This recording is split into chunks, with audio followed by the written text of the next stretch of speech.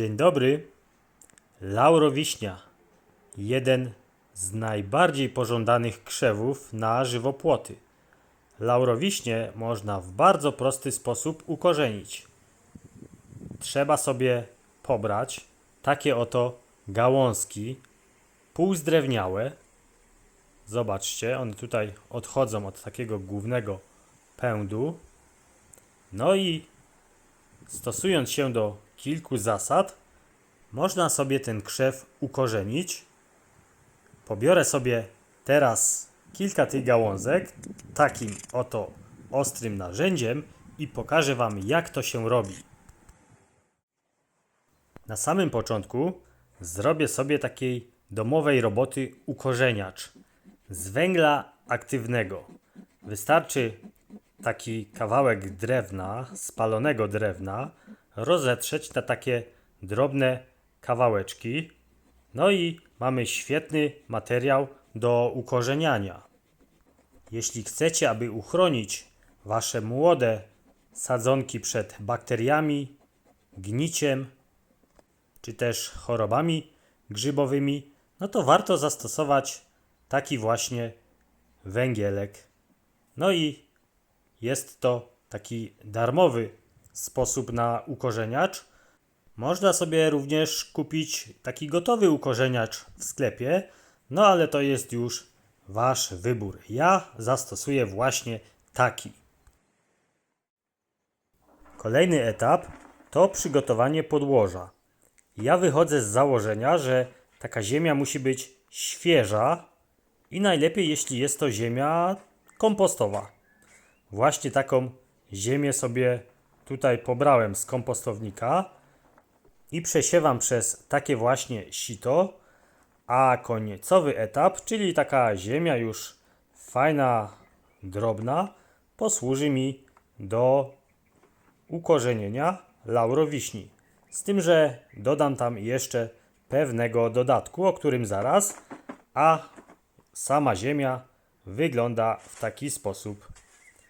Zobaczcie, jest ona sypka, taka luźna, całkiem fajna. Teraz do przygotowanej ziemi dosypię sobie troszkę piasku. Wcześniej wyczytałem, że najlepiej zrobić to w proporcjach 50% piasku i 50% ziemi. Ale ja myślę, że zrobię troszkę inaczej. Zrobię to po prostu na oko, mieszając jednocześnie ziemię z piaskiem, tak na bieżąco. No i zobaczę, jak to będzie wyglądało. Robię to po to, żeby ta ziemia bardziej trzymała wodę, a jednocześnie była bardziej przepuszczalna. Dlatego taka mieszanina ziemi i piasku będzie idealna do ukorzenienia laurowiśni. Jakieś tam drobne, większe elementy sobie usunę, żeby ta ziemia była sypka. Zobaczcie, tak ona wygląda. Myślę, że jest idealna do procesu ukorzenienia laurowiśni. No dobrze, to by było na tyle, jeśli chodzi o podłoże. Teraz przygotuję sobie doniczkę. Doniczka, czy też wielodoniczka, wcale nie musi być jakaś duża. Wystarczy taka około 15 cm na głębokość. Ponieważ sadzonki, które zaraz sobie przygotuję, również nie będą duże, będą one miały około 10 cm. Wrzucam sobie tutaj łyżeczkę ziemi, tak jak najbardziej luźno. Nie możemy ugniatać tej ziemi, jedynie możemy ją sobie tutaj wyrównać. No i do każdego z tych otworów mniej więcej równą ilość ziemi. Ważne, żeby było jej dużo, aż po same brzegi. Ale pamiętajcie, nie ubijamy, żeby nie było tam ciasno i nie robiła się jakaś taka zbita konsystencja, bo to nie posłuży do rozwoju systemu korzeniowego laurowiśni. Oczywiście takie doniczki muszą mieć na dnie otwory, tak żeby nadmiar wody mógł spokojnie sobie tam gdzieś uciec.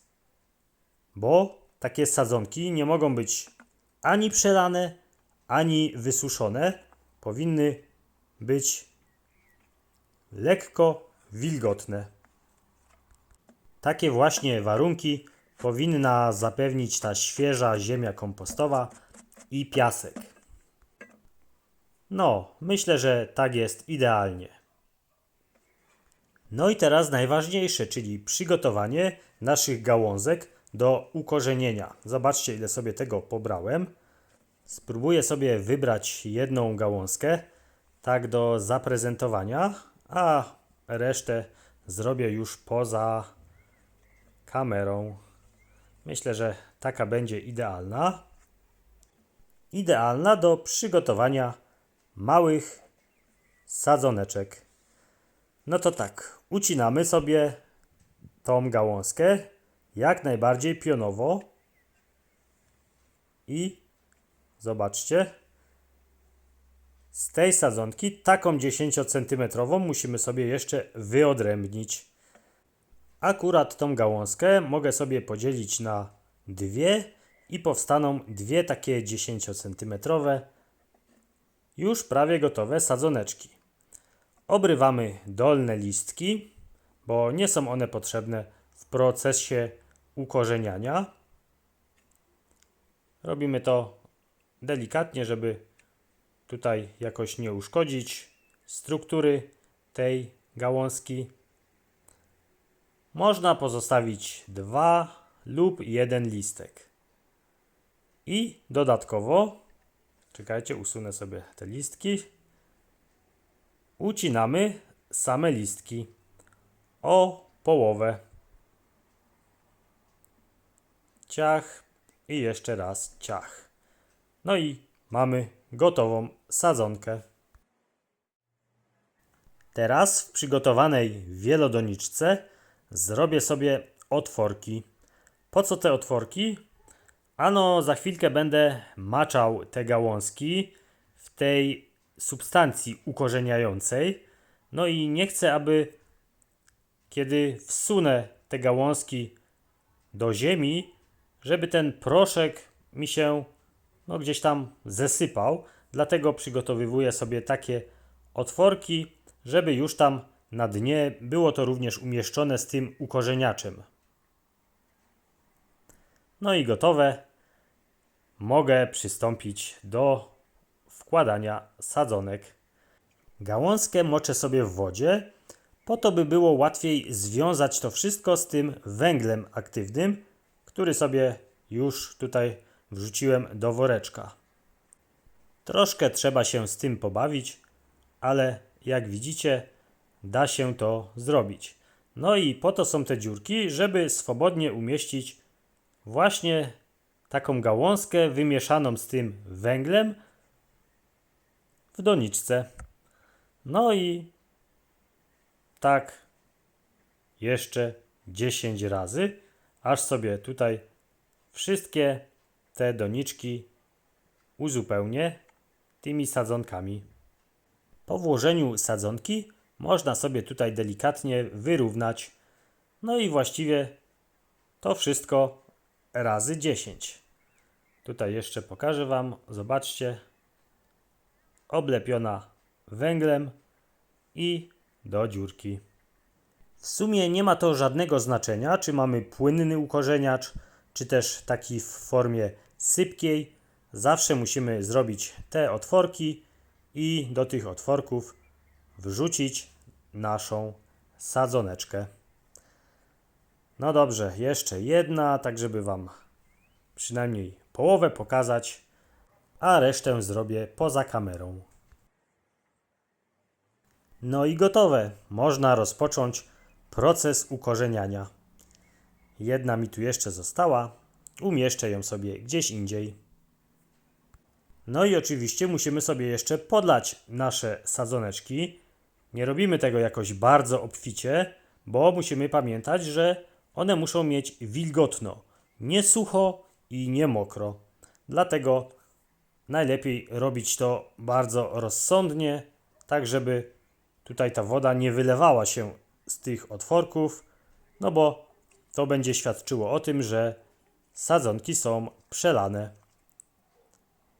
Można to zrobić przez palce, albo taką łopateczką jak ja, albo na przykład spryskiwaczem. To też jest dobry pomysł. Ja akurat nie mam tutaj spryskiwacza, dlatego robię to łopatką. I tak przygotowane sadzonki możemy już umieścić w specjalnym miejscu do tego przeznaczonym. Ważne, żeby tam było wilgotno przez cały czas. Nie róbcie błędu i nie okrywajcie tych sadzonek żadnymi foliami, ponieważ one muszą oddychać, musi tu być cyrkulacja powietrza. Ja te moje sadzoneczki umieściłem w takim dole, gdzie jest bardzo wilgotno. Jest tutaj odpowiednia ilość światła, więc po 6 miesiącach powinny być widoczne efekty. Dziękuję ślicznie za obejrzenie. Cześć!